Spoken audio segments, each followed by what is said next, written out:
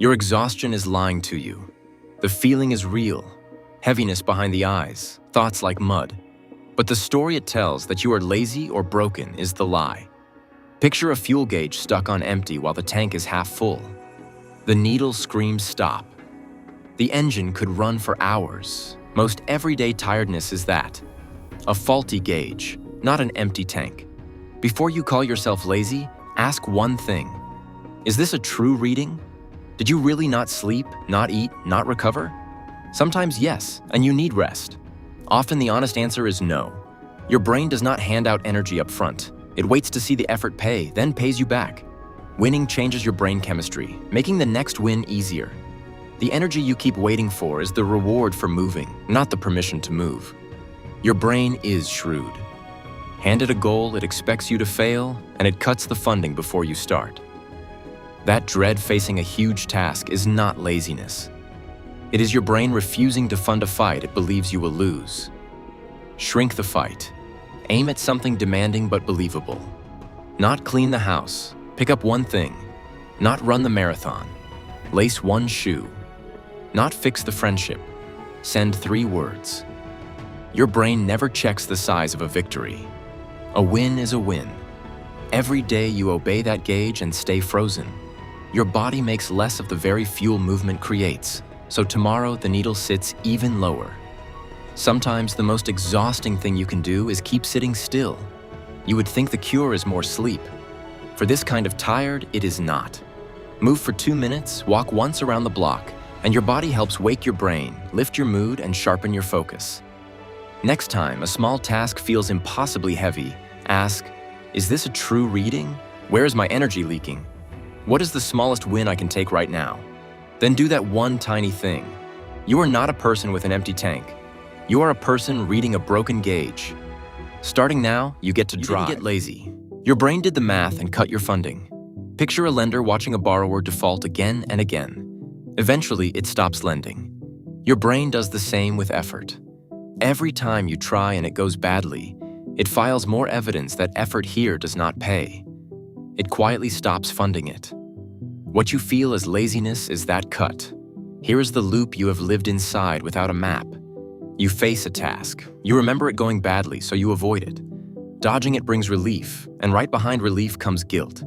The guilt chips away at your confidence, so tomorrow the task looks bigger and you avoid it again. The loop does not just describe your tiredness, it manufactures it. Find the loss.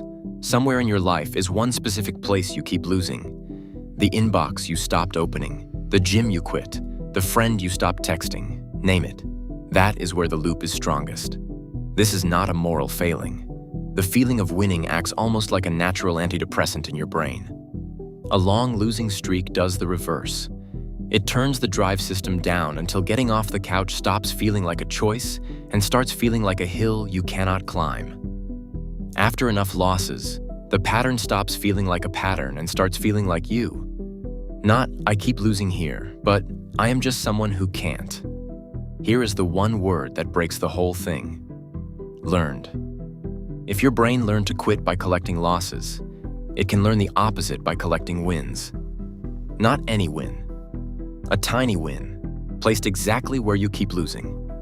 One more rule. Pick a win whose verdict belongs to you. Not the raise, not the praise, not the reply. Ask instead, did I start? Did I finish the small thing? Those are wins nobody can take away. You do not have to feel motivated first. Act, and the caring grows back, because competence breeds passion, not the other way around. Today, find your loss and plant one tiny certain win on top of it. A brain that learned to quit can learn to begin. You are paying a willpower tax, and by 10 a.m., you are broke. That is why your plans keep dying. You force yourself through the day on raw discipline, the tank runs dry by lunch, and you call yourself lazy. The people who look effortlessly disciplined are not grinding harder than you. They stopped paying the tax. Here is their trick. Willpower is a tiny tank that empties fast, so they do not run on it. They run on rituals. A ritual is a small action, pinned to a time and trigger, repeated until it runs on its own, like brushing your teeth. Take the behavior off the willpower budget and let a habit carry it for free. Make the action too small to fail. Take whatever has been beating you and shrink it past embarrassment. Not go to the gym, but put the shoes on. Not clean the house, but clear one surface. Not write the report, but type one ugly sentence. Shrink it until the part of you braced for failure thinks, I can obviously do that. Then pin it to something you already do without fail. Not I will exercise more, but when I pour my coffee, I do 10 squats. Vagueness kills attempts. Precision makes the behavior stick to a moment until the moment itself pulls the action out of you. Put on the shoes, and often you keep going because the hard part was never the workout. It was the starting. Even if the shoes are all you do, you still won. The shoes were never the point. The vote was. You cast one vote for a new prediction. Effort here pays. The votes compound. Each tiny win makes the next action easier until what you forced becomes a thing you do. Then a thing you would feel strange not doing. It builds like a snowball until momentum does the work. When the voice says your life is a mess and making the bed cannot matter, remember this. The smallness is not a compromise. It is the mechanism. Big leaps get vetoed. Small wins slip under the veto. Pick the thing you keep losing at. Shrink it past embarrassment.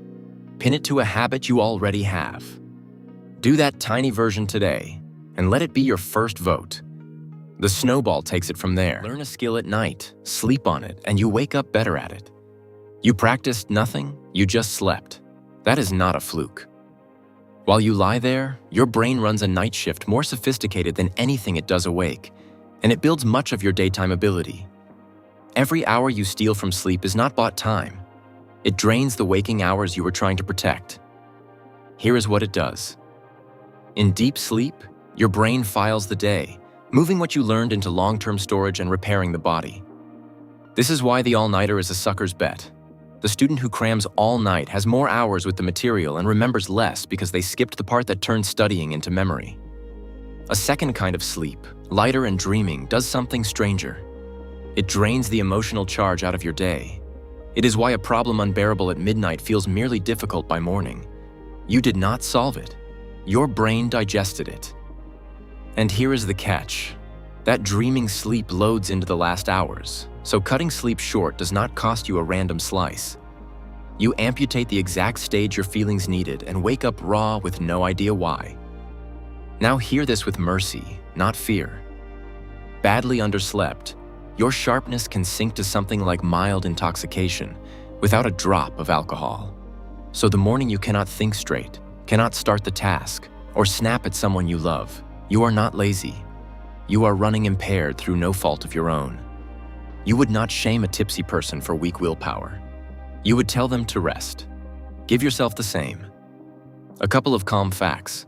Caffeine does not give you energy. It hides your tiredness, blocking the signal that you are tired. So the crash hits when it clears, and afternoon coffee can wreck the night. And if you are a night owl who cannot function early, that is not a flaw. People are wired on different clocks. Here is the system. Protect the window. Pick one wake time and hold it even on weekends, because the morning sets your clock and matters more than bedtime. Build a 10-minute wind down that signals the day is closing. Get daylight in your eyes early. Cut caffeine in the early afternoon. That is it. Now the big objection. I will sleep when I am dead. That math is backwards. The rested you does more in less time, makes fewer mistakes, and treats people better. Skimping on sleep to do more is like skimping on fuel to drive farther. Sleep was never the obstacle. It was the engine. So tonight, lie down on purpose and let the night shift build the brain you wake up. Grinding flat out all day is not discipline. It is why you crash. The best performers do the opposite of grind, and once you see how, you stop mistaking exhaustion for commitment. Watch elite tennis players. The real secret is not the points. It is the seconds between them. The top players run a quiet routine between points that drops their heart rate and resets them. The lesser players never come down. Same effort, but one renews in the gaps while the other bleeds energy. That is the rule your whole body runs on. Energy is meant to oscillate. It rises and falls in waves, spend and renew, never one long straining line. Your mistake has been living in a straight line, full output for 16 hours, then reading the crash as proof you are weak. You are not weak. You are a wave trying to behave like a machine. Here is how capacity grows. Stress plus recovery equals growth. Think of a muscle. It does not get stronger during the lift. It gets stronger in the rest afterward, when it repairs. Your energy works the same way. Capacity shrinks from too little as well as too much. Grind with no recovery and you burn out. Coast with no challenge and you waste away. The push and the renewal are both the work. Now the part that keeps you tired without knowing why. Most people never actually recover.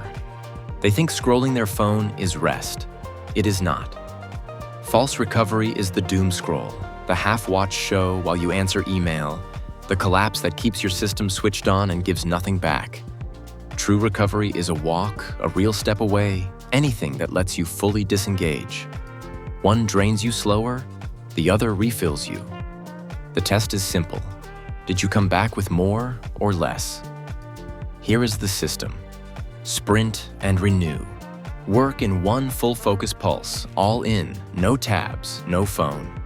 Then take one true recovery, a short walk, not the screen. Then go again. You are not grinding longer. You are pulsing, the way your body was built to.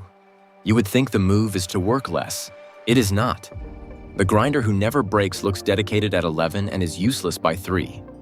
The one who oscillates is still sharp at 5. You are not lowering your output. You are building the capacity to sustain it. So today, run one full focus pulse, then take one real recovery, a walk, not the scroll, and feel the difference.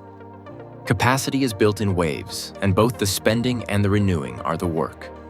You were never a machine meant to run flat out. You are the greatest receiver in football history was passed over by team after team on draft day. The stopwatch said he was ordinary. By the stopwatch, they were right. By every measure that mattered, he became untouchable through training so brutal that teammates who tried to keep up quit halfway. Sick on the hill, he ran for fun. He outworked the best every offseason for 2 decades. That is what turns every energy trick into results. Consistency beats talent, and it beats mood. Nobody selling transformation admits this. The results do not come from the good days. The good days take care of themselves. They come from the bad ones. Consistency is not trying hard when inspired. It is acting regardless of how you feel, separating what you do from your mood. That one move, acting whether or not the feeling shows up, is the closest thing an ordinary person has to a superpower. But telling a tired person to just be consistent is useless. You have fallen off 100 times, each fall teaching you that you fail at what you start. So do not rely on grit, which runs out. Build something that survives bad days. Set the floor. For whatever matters most, define a daily minimum so small you could do it on your worst day, not your goal. Your floor. If the goal is to write, the floor is one sentence. To train, one set, or just putting on the shoes. The floor is not your good day hope. It is the line you promise never to drop below on a bad one. The floor is where your identity gets built. The days you can barely function and hit it anyway matter most because they prove to your brain this is simply who you are now. Then a rule that saves everyone who slips. Never miss twice. You will miss sometimes. Life breaks the streak. A single miss is nothing. The danger is the second, because 2 feels like a trend and 3 feels like the truth. Forgive the lapse completely and treat the return as all that matters. Now the objection that stops you. I am just not a disciplined person. That is a story, not a fact. Discipline is not a personality you were born with. It is a floor you set and a streak you protect. The skilled are not the ones who never lapse. They are the ones who come back fast. So pick the thing that matters, set a floor you could hit on your worst day, and meet it today. Discipline is not a muscle you flex. It is a system you build so you do not have to. Why can you find energy in the middle of the night for someone you love, but none for the task that would change your own life? Think of the parent with nothing left at day's end until the child spikes a fever, and suddenly they are up till dawn, tender and capable, on a tank that read empty an hour before. The energy was never gone. It was waiting for a reason big enough to release it. That is the most powerful and least understood fuel you have. Meaning releases energy that effort cannot. Every other source depletes as you spend it. Purpose is different. Spent, it often gives back more than you put in. A depleted body will find fuel for a purpose it believes in that it would never find for a task it does not. Purpose is the deepest tank, sitting beneath the others, pointing them. Energy without a why is motion without aim, pooling nowhere. This is why you can sleep 8 hours and still wake hollow. You are running an empty meaning tank, and sleep cannot fix that because sleep refills the wrong tank. Now why some hard workers burn out and others do not. Not all energy is the same quality. Fear, pressure, and the need to prove something work for a while. But they are toxic fuel. They burn hot and scorch you. Purpose burns clean and renews even as it spends. Two people work the same brutal hours. The one on fear corrodes. The one on meaning is sustained. Choose a better why. The ones that sustain you share 3 traits: positive, pulling you toward what you want, chosen by you, not by someone else, and bigger than you, tied to someone beyond yourself. Here is the system. Connect the task to the why. The morning workout is not exercise. It is keeping the body that lets you show up for the people who need you. Make the why visible, written where you will see it. So on the gray morning, you reach for the reason instead of more willpower. If you do not know your purpose, ask smaller. Who would you get out of bed for at 3 in the morning? What makes you genuinely angry? What were you doing the last time you lost track of time? Pull that thread. Motivation is weather. Purpose is climate. You build a life on the climate, not on whether it is raining this morning. You had it. For weeks it was working. You were lighter and sharper. For the first time in years, you believed you had changed for good. Then something broke it. A flu. A crisis that swallowed every hour. A stretch of days that fell apart. When the dust settled and you reached for the habit again, the thread was gone. The empty space where momentum used to be felt heavier than before you started, because now you knew what you had lost. So you waited. Tomorrow next week when things calm down. The longer you waited, the more impossible it got. This is the moment that decides whether your progress was a phase or permanent. Restart small, never big. First, why the restart feels brutal. It is not a character flaw. A streak of wins had lifted the chemistry that breeds drive and confidence. Weeks without them, let it ebb. The accountant in your head, which had finally started funding you, saw the streak end and cut the budget. It really is harder to start now than before. You are not weak. You are under-fueled again. It stings more than the first time because now you remember how good it felt. And that gap is grief for a self you loved. Now the trap almost everyone falls into. You restart at the level you left. You ran 3 miles, so you tell yourself you will run 3 miles. Exactly wrong. Your brain, low on confidence and reminded of failure, looks at 3 miles, decides you will fail, and refuses to release the energy. Here is what breaks the spiral. Restart smaller than you think you need to. Smaller than feels respectable. So small it is almost embarrassing. 3 miles becomes a walk around the block. 1,000 words becomes 1 sentence. You are not rebuilding the house. You are relighting the pilot light. 1 win restarts the chemistry, and that makes the next win possible. Drop the shame. The voice that says you blew it, you always do this. What is the point is not a motivator. It is a saboteur. Relapse was never the failure. Quitting after relapse is, and that is optional. The person who restarts badly 10 times beats the one who started perfectly once and never came back. You will lose your momentum. The morning you find it gone, you are always 1 small restart away from having it back. Do not restart where you were. Restart where you are so small your defeated brain cannot refuse it. There is a sea creature that swims the ocean looking for a rock. When it finds one and settles down for good, it eats its own brain. It is called a sea squirt. Once it anchors in place and never moves again, it digests the nervous system that guided it. Because a creature that no longer moves no longer needs a brain. Sit with that. The brain did not evolve to think. It evolved to move. Mind came along to steer it. You are, at the deepest level, a creature built to move, which is why the answer to your tiredness was never going to be stillness. Here is the largest idea hiding under everything. You become what you repeatedly begin. You are not a fixed thing that produces actions. You are the accumulation of your actions. The self is not a statue you were carved into. It is a river, remade by what flows through it. You do not act because of who you are. You become who you are by acting. This is why the tired person's deepest fear, that they are a low-energy, can't follow through kind of person, is not a sentence but a mistake about how selves work. There is no fixed core handing down verdicts, only what you have repeatedly done. Lazy is a history of non-beginnings, not a soul, and a history can be rewritten with the very next thing you do. Decide who you want to become, not what to achieve, but who to be. Then take the smallest action that person would take today and again tomorrow. The runner did not wait to be a runner to run. Identity is not the requirement for action. It is the residue of it. What if you hear all this, nod, and still do not change? Understanding feels enough like progress that you never act. None of it counts until you move. Not the insight, not the inspiration. None of it builds the self you want until it becomes an action. Fatigue told you to wait. Wait to feel ready. Wait to feel motivated. Wait to become someone different first. It was wrong on every count.